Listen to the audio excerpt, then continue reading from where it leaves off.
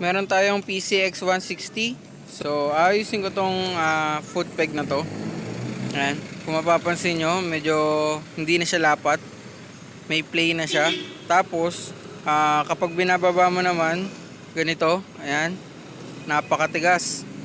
Kasi itong bakal na to is gumagalaw na siya. Ayan. Kung mapapansin nyo, sumasabay na siya sa foot peg, which is hindi dapat yun ganun. So dito gumamit ako ng plies para tanggalin yung lock.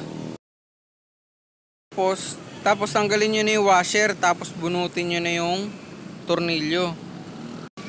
Pagkatapos nun, ay dahan-dahan natin bunutin tong foot peg. So ingatan natin dahil may bulitas at spring yan sa loob.